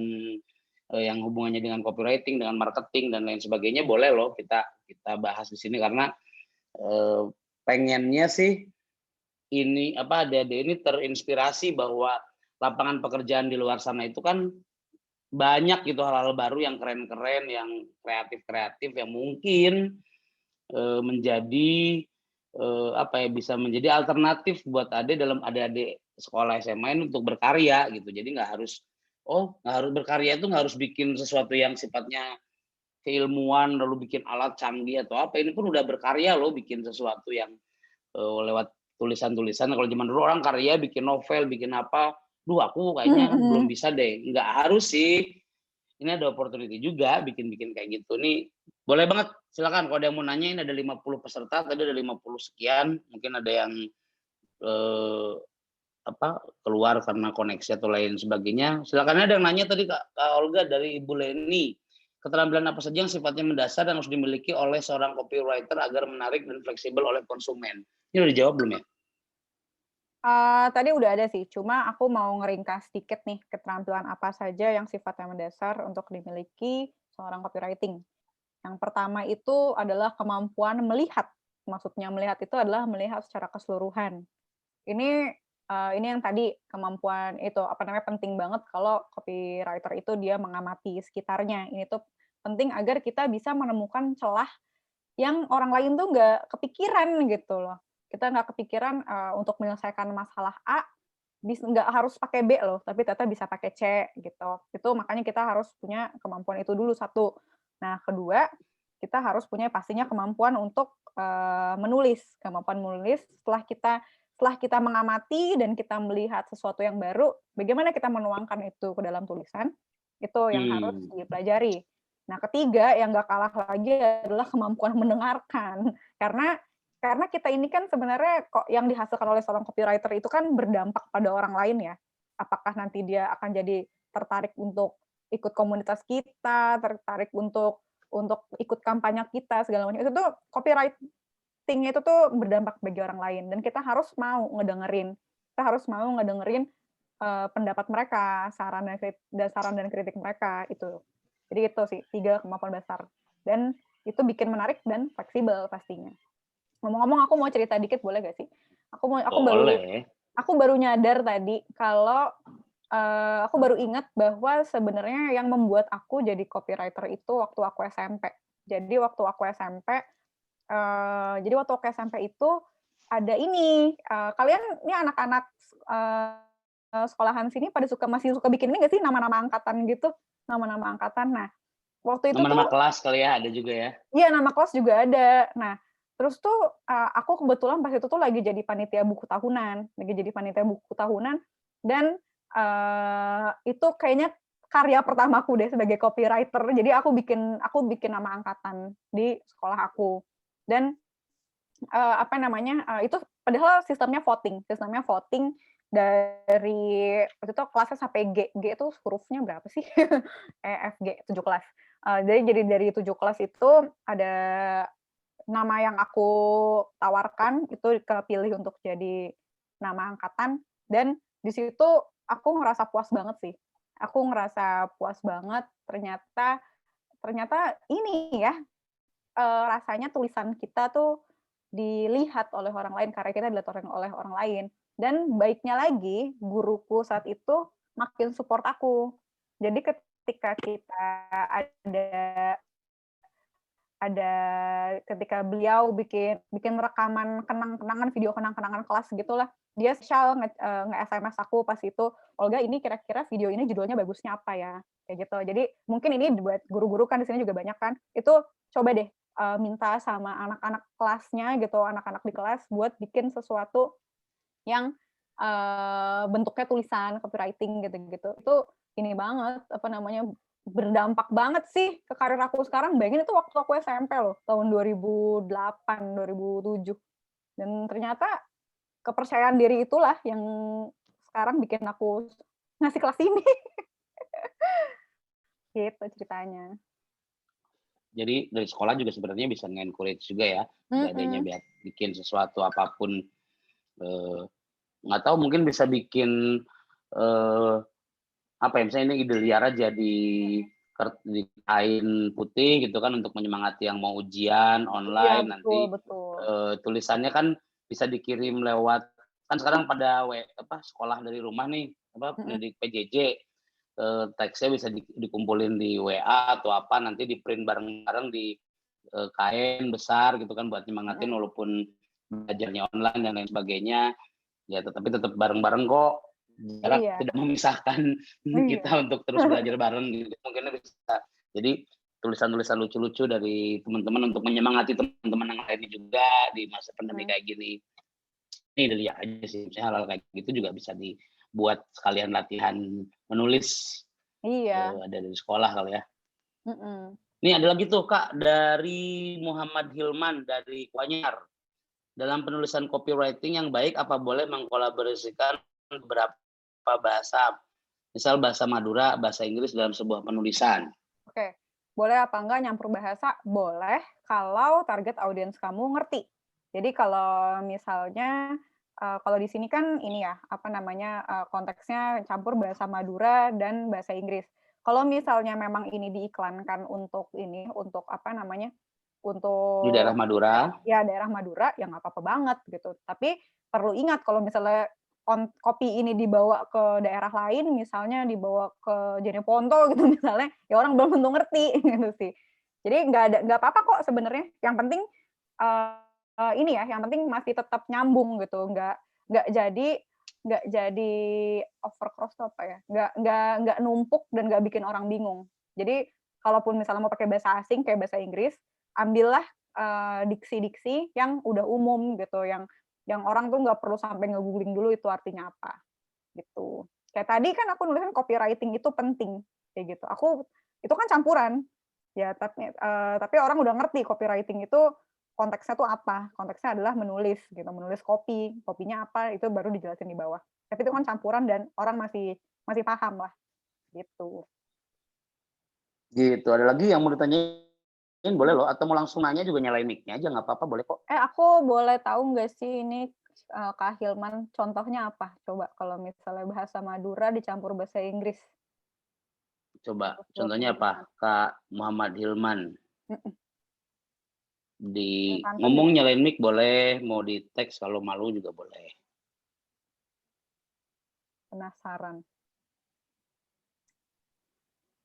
Atau dari daerah lain Atau mau dicampur-campur juga boleh. yang mau daerah daerah lain yang mau nanya juga boleh. Mhm. Mumpung ada yang Waduh. bisa berbagi pengalaman. Mhm. Atau ibu guru juga yang lain kalau mau nanyain seputar, copywriting buat, di sekolahannya, buat ngajar, buat gimana caranya adik-adik yang lagi belajar tertarik untuk makin belajar. Tadi aku ini sih, Mhm. buka-buka ngobrol-ngobrol soal Gredu juga kan tempat Kak Olga ini kerja, bagaimana supaya siswa itu tertarik buat belajar gitu ya, tertarik seneng buat belajar, tertarik pengen untuk belajar, mungkin juga perlu perlu perlu juga nih, bikin tulisan-tulisan atau bagaimana cara menyampaikan materi dengan copywriting yang lucu sehingga ya ketika minggu depan mau belajar, saya nggak tahu ya, misalnya apa gitu, mau belajar sejarah lalu gurunya membuat copywriting yang lucu, jadi minggu depan kita bahas apa ya dengan konteks yang keren gitu ya, jadi anak-anaknya juga, "Oh, apa tuh?" Tertarik dan kemudian ya lebih pengen belajar lagi. Mmm. Boleh loh. Halo? Kasih contoh Mbak, copywriting agar anak-anak mau mengerjakan tugas PJJ. Hmm, PJJ PJJ bikin kece. Apa sih PJJ bikin kece? Sebel banget. Tapi menarik sih sebenarnya nih soal tugas pas PJJ ini. Soalnya aku juga banyak dapat curhatan dari guru-guru ya, kalau anak-anaknya tuh pada nggak mau ngerjain tugas, terus orang tuanya juga udah nyerah biasanya buat nyuruh anaknya ngerjain tugas. Eee, Memang kayaknya untuk ngajak anak mau ngerjain tugas dan secara jujur ya terutama gitu, itu tuh emang harus ada ini sih, harus ada bujukan-bujukan gitu, bisa bujukan-bujukan, bisa pakai copywriting, tapi apa ya kira-kira enaknya ya? Kalau misalnya ada Ngerjain yang tugas hari ini, main kemudian. yoi, kayak Traveloka. Tapi bisa jadi sih, boleh juga itu. Kayak gitu. Coba kalau misalnya ada juga nih yang punya inspirasi biar ngerjain tugas. Misalnya aku Ya karena kan maksudnya jadi anak-anak mikir. pelajar itu kan memang main adalah haknya untuk bermain gitu ya. Betul, Siswa SD, SMP itu selain belajar, main juga menjadi haknya. Jadi tapi bagaimana ini bisa mendorong bahwa ya udah jangan dinanti-nanti ngerjain tugasnya biar nanti pas main lu bisa main dengan lepas gitu ya, mencoba mengajarkan, mendidik bahwa kan kalau dulu zaman saya atau mungkin sampai sekarang juga masih ada ya orang ngerjain tugas atau PR ketika mau mhm, dikumpulin gitu kan. Itu kan sebenarnya kebiasaan yang nggak baik sampai mhm, nanti dibawa ke pekerjaan pun orang yang ngerjainnya nanti aja udah deket-deket deadline deh. Itu kan penyakit mhm. banget gitu ya. Padahal kalau ada waktu langsung dikerjain sekarang, yang Kenapa nggak pertama sekarang? ngehindarin lupa, iya ngehindarin Mhm, lupa gitu kan. Aduh lupa, ya lupa itu karena waktu ingat nggak lu kerjain. mhm. Ya mungkin bisa bikin copywriting seputar, kayak gitu ya, kerjain tugas dulu, main kemudian atau Mhm. ya Belajar apapun lah dulu, main-main. main kemudian. Itu lucu juga tuh. Ya boleh yang lain juga yang mau nanya-nanya, mumpung kita masih ada waktu lagi nih buat, ngobrol-ngobrol sama Kak Olga. Masa dari 47, oh turun ya tadi 50 mungkin terkendala dengan sinyal dan lain sebagainya. Silakan teman-teman, kok jangan malu-malu dong, Aku jadi kepikiran apapun. ngajaknya nah ngomong apa ya? Sini apa ada yang mau bikinin copywriting untuk PDKT nggak? Ada yang lagi kesusahan Ber-PDKT. buat "Duh saya ngeceng nih, tapi mulainya dari mana ya?" Mhm. Kan sebenarnya itu copywriting juga kayak Itu copywriting kalau dong. jokes zaman dulu yang, "Mbak, bapaknya tukang ini ya?" Iya, itu pinter loh. Tahu sih, Kok itu bisa copywriting lah nyambung-nyambung? kayak gitu ya maksudnya, Iya, itu yang juga kayak gitu ya. Jadi copywriting. gimana caranya bisa mengawali obrolan gitu kan, gimana caranya bisa berani untuk ngobrolan. Saya yakin teman-teman di sini juga mungkin nggak berani nanya, juga bingung. Sebenarnya nanya di sini pun salah satu bentuk copywriting yang bentuk pelatihan copywriting gitu, ketika mau Mhm, nanya apapun gitu. mhm, Kak. Itu, aku masih ini nih, penasaran, memberikan contoh copywriting agar mau mengerjakan tugas. Mengerjakan tugas, pertanyaan pertama, kenapa kita harus mengerjakan tugas? Kenapa tuh, Bu Leni kira-kira, kenapa kita harus mengerjakan tugas? Muridnya sih maksudnya. Boleh nggak sih murid nggak mengerjakan tugas? Nggak dapat nilai sih nanti ya. Boleh nggak sih, Bu? Jadi curhat. Ya, tapi emang menggali seperti itu ya, menggali, mencoba mendengarkan target Mhm, audiensnya kan siswa nih, siswa mhm, atau kenapa sih siswa nggak mau mengerjakan tugas, apa sih yang bikin mereka malas-malasan mengerjakan tugas? Karena itu harus merasa, itu banget tuh, karena dicari-cari. merasa, "Ah, apa ya ngerjain tugas, karena saya bisa nyontek, Iya, saya bisa nggak penting, saya merasa nggak perlu untuk bisa," gitu kan ya. mhm, Kan ketika sekolah, teman-teman sekolah itu apa karena disuruh sama orang tua? Apakah sekolah itu kan hanya ingin menyelesaikan jenjang pendidikan, perkara bisa atau enggak urusan nanti, kan motifnya banyak ya. banyak. Mungkin itu bisa kita lihat bahwa, eee, apa, dari situ kita bisa membuat copywriting-copywriting yang relevan, yang relate gitu ya kalau kata anak Mhm, zaman sekarang tuh. betul, karena "Ayo memang ngerjain tugas dulu biar pacarannya." Iya jangan ke iya, pacaran lagi nih malah ngedidik nggak bener nih, iya kalau nih nyuruh gimana pacaran. sih? PSBB loh. Gitu, karena memang kan, goal dari pihak guru adalah agar anak-anak ini mau ngerjain tugas, tapi kita jangan lupa untuk nyari tahu dulu nih, untungnya apa si anak ini ngerjain tugas. Untungnya yang beneran bisa dia rasakan ya. Soalnya beberapa kan banyak tuh anak-anak yang ngerasa bodo amat nilainya jelek kayak gitu-gitu. Nah, itu tuh yang harus dibedah lebih dalam tuh itu sebenarnya. Gitu. Ya, ya, ya. Mm-mm. Tapi saya yakin sih anak-anak yang ikutan kegiatan ini kan ini sebenarnya kegiatan di luar sekolah gitu ya. Nggak jadi kewajiban juga buat mereka sebenarnya. Tapi dengan ikut kegiatan ini membuka wawasan bahwa ya mulai tahu bahwa di luaran sana industri itu sangat besar kebutuhannya. Saya rasa ini ya, teman-teman yang ikutan kegiatan ini juga memiliki kesadaran yang tinggi. Karena ini kan sebenarnya nggak apa-apa nih. Nggak bikin nggak naik kelas kok. Nggak juga boleh-boleh aja. Tapi dengan ikut ke sini harusnya selangkah lagi adalah curiosity dalam belajar hal baru ini. Yaitu ya udah coba mulai tanya, coba bikin contoh gitu di sini. Atau gini deh, bikin contoh apapun copywriting nih, Kak Olga, kita kasih waktu 5-10 menit, kita tunggu sampai 14.45 deh ya. Adik-adik bikin copywriting, nanti Kak Olga pilih satu pemenangnya yang aku kasih tas. Aku kirimin tas ke Jenepo ke pesertanya di Banyak manapun ini loh berada. dari Madura juga loh. Ya dari Madura, aku soalnya paling banyak jadi foto di halaman. Dari Madura, dari Kuanyar nih juga banyak. Dari mana lagi nih?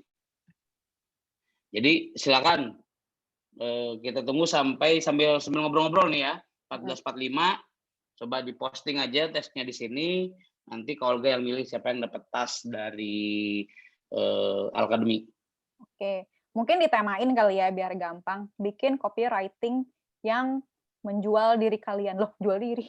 Maksudnya mempromosikan diri kalian gitu. Kayak kalau aku mempromosikan sekolah juga boleh ya? Ya, sekolah juga boleh gitu. Kalau aku tuh biasanya aku pakai bahasa Inggris sih biasanya mempromosikan diriku. Itu aku bilangnya aku petite girl with appetite karena aku kecil tapi makanku banyak.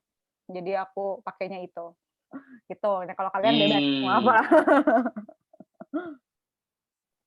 Kalau Kang Helmi Kalau apa aku nih coba? misalnya biar miskin asal sombong. Orang kaya sombong wajar, banyak kan. Tapi udah miskin sombong ya. Saya miskin dan sombong misalnya. Ini contoh aja. Iya, tapi apapun satu teks kalimat yang orang mudah ingat gitu. Itu biar miskin asal sombong. Tapi itu lucu sih. Soalnya kayak antonim tapi bisa nyambung sebenarnya. Jadinya orang ingat. Apapun nih, ya dapat ditambahin deh. Satu pemenang nih dapat tas dan juga dapat kaos. Tuh. Kasih lihat dong makanya kayak apa. Tasnya susah, nanti harus bongkar-bongkar dulu.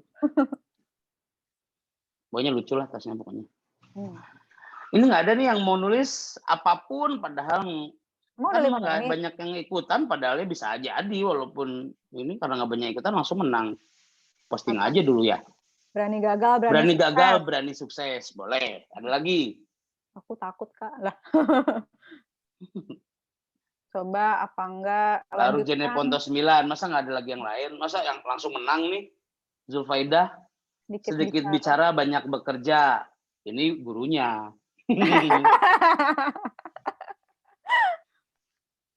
Yang lain boleh dong. Masa langsung menang? Make money no drama. Wah, aku suka banget nih. Support. Ini juga lucu nih. Perbanyak proses. Ini perbanyak proses bukan protes. Ini bagus nih. Iya, lucu. I wish I was creative. Ini curhat apa ini nih? Ayo, siapa lagi? Post aja. Nanti kita pilih. Ini saya ngerasa dimarahin nih, perbanyak proses bukan protes. Ini jangan nge-DM dong. Iya. Ini juga berani mati takut lapar. Berani mati takut lapar. Itu agak-agak suicidal ya. Kamu mau curhat nggak? Tapi lapar tuh emang nggak enak sih. Tapi kamu kalau lapar sama ngantuk, kamu pilih mana? Aku pilih lapar deh. Karena secara penelitian orang itu bisa nggak makan sampai 11 hari, tapi kalau nggak tidur itu maksimal 3 hari kalau nggak salah. Iya, Jadi betul. dengan lapar saya bisa lebih lama bertahan hidupnya. Kalau ngantuk emang harus dibayar. Ada yang bikin pantun dong. Jujur pojur. Jujur pojur. Oh, Bahasa Madura artinya yang jujur yang beruntung. Oh, ini bagus nih tadi. bagus deh. Contoh dengan ini. Jujur pojur. Pojur itu bahasa Madura itu beruntung. Bagus deh ini. Yang jujur yang beruntung. Ini bisa buat Yuk kirim lagi dong. Nanti langsung dikirimin. Bikin pantun boleh. Jaket sama kaos. Boleh, apapun bikin tag. Coba dilanjutkan. Yuk, masih ada 3 menit nih, masih ada 3 menit.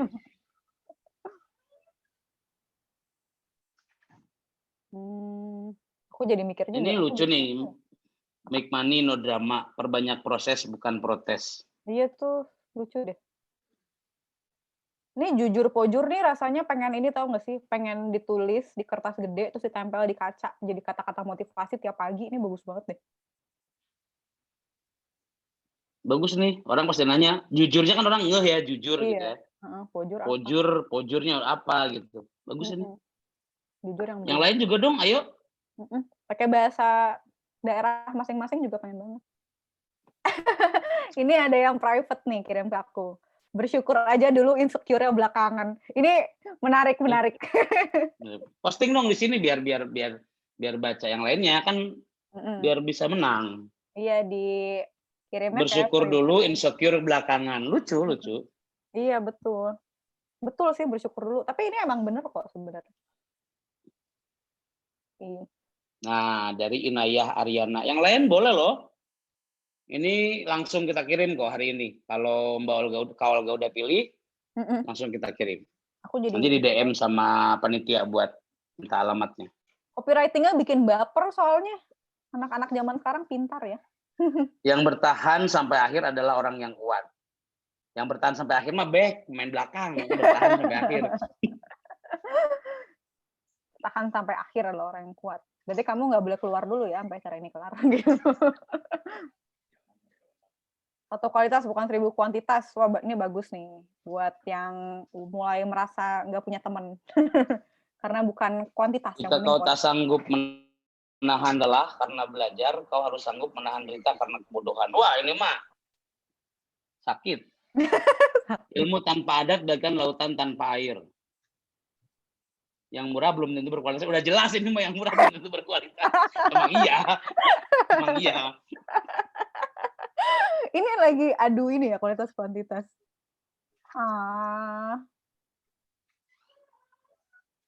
Tuh, Kang Helmi, kalau nggak ada pundak untuk bersandar, masih ada sajadah buat bersujud. Wah, bener nih. Kalau nggak ada pundak untuk bersandar, ada trotoar tuh, bahu jalan. Jomblo bukan berarti orang yang nggak mau punya jodoh. Kak, kamu curhat. Ya, beberapa detik lagi nih, udah habis ya. Nanti Kak Olga pilihin. Dan mana yang ini nanti di follow up sama admin kami buat dikirimin hadiahnya. Hidup butuh action, bukan bullshit. Betul nih. Kamu ada cerita apa nih, Kak Kezia? Ini nge-DM ya? Kok nggak ada di aku? Ada di atas yang murah belum tentu berkualitas kelewat nih. Ya. Sebel ya. Oh iya. Ada lagi? Nah, ada lagi nih. Kata mamaku, nugas dulu baru jajan. Ini quote mamah ya. Iya. Nugas dulu baru jajan. Nah, ini bisa dipakai nih Mama Bu Leni, nugas dulu baru jajan. Marahnya pendiam lebih menyeramkan. Ini agak-agak ini ya, berima dikit. Ada M. Marahnya pendiam lebih menyeramkan. Untung suamiku belum pernah marah. Lah, curhat. Pendiam soalnya. Ya, udah habis waktunya. Silakan dipilih kalau enggak. Aduh, aku bingung. Nih, selama kamu satu orang lagi. Bagus-bagus sih ini. Ada kata menyerah dan putus asa. Aku berasa di muhasabah loh di sini loh. Jadi Ayo Kalga, dipilih. Aku paling suka sama ini sih tadi. Aduh, ntar lu aku jadi bingung yang mana ya? Bagus-bagus sih. Iya, makanya yang mana ya? Jangan nanya ke gue ya, ini hak prerogatif lu. Prerogatif. Gue males soalnya gini. Aku pilih yang ini deh. Yang Make Money No Drama. Karena ini sangat relevan boleh. kehidupan masa kini. Boleh Kak Agung, tolong dibantu ini Handini Fatmasari di Japri buat menanyakan alamatnya buat kita kirimin ya. Oke, siap. Nah, selamat buat Handini ya, barusan. Ya, Handini Fatmasari. Kalau Ya, misalnya mungkin ada itu. yang punya lagi, boleh dong mau di-mention aku ininya copywriting-nya ke Twitter aku kali ya atau ke Insta. Boleh diketik aja di sini di Twitternya atau Instagramnya Kak Olga apa nanti biar nge-tag Kak Olga nanti di repost. Mau nge-tag ini juga nggak? Jong Kreatif. Boleh.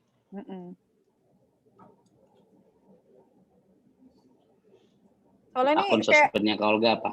Kayak terlalu sayang gitu loh kalau cuma taruh di sini doang menurutku soalnya. Boleh. Ini ada di screenshot aja Kak. Nanti diposting di sosmed. Boleh. Tuh. Gitu. Ini banyak pesan-pesan baik nih. Aku merasa tersentuh. Ini lagi nih nugas dulu baru jajan bener sih. Aku jajan dulu biar semangat baru ngerjain tugas. Gimana ya? Salah ya? Maafin ya mamanya Ziti. Baik, ini udah hampir jam 2. Kak Olga ada lagi yang mau disampaikan? Aku udah, dari aku senang sekali. Teman-teman ada yang mau ditanyain mungkin terakhir sebelum Kak Olga pamit? Ada apa enggak? Apa mau nanti Japri juga boleh? Boleh di sosial medianya boleh mention, boleh nanya. Oke, mungkin kalau memang udah kita nyalain dulu kamera sebentar yuk. Kita foto-foto. Boleh nggak? Sebentar aja. Teman-teman nyalain dulu kameranya. Kita foto-foto bentar. Kang Helmi, sedikit tambahan, teman-teman sambil dibuka kameranya, sambil jangan lupa diisi absensinya karena ada beberapa orang yang belum absen.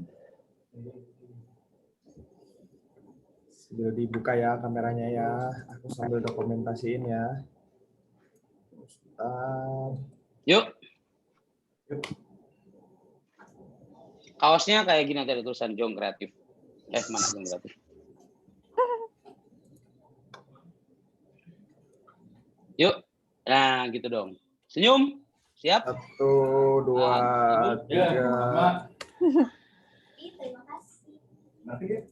Tunggu ya, ini ada 2 halaman. Satu lagi. Ini di aku ada 3 halaman. Oh. Oke. Siap, terima kasih banyak Kak Olga buat waktunya, buat sharing-sharingnya. Jangan kapok kalau kami undang lagi buat sharing soal perkontenan, bercopywritingan, buat teman-teman Jong Kreatif semuanya. Ada satu kata penutup mungkin Kak Olga? Dari aku apa ya? Jangan berhenti nulis sih. Nulis itu enak banget. Nulis itu bikin lega, bikin senang, bikin bangga. Jadi apapun tujuannya, jangan berhenti nulis. Kalau belum mulai dari sekarang. Gitu sih kalau dari aku. Siap. Sejarah itu diawali dengan tulisan ya. Jadi ayo kita nulis dan buat sejarah. Tulisan yang menang tepatnya. Iya. Baik, terima kasih. Selamat siang. Terima kasih Bapak Ibu guru yang juga mendampingi kegiatan Jong Kreatif siang hari ini. Terima kasih banyak buat adik-adik yang juga udah join buat belajar. Mudah-mudahan bermanfaat, mudah-mudahan menginspirasi. Selamat siang dan assalamualaikum warahmatullahi wabarakatuh. Terima kasih semua. Waalaikumsalam warahmatullahi Terima wabarakatuh. kasih ya.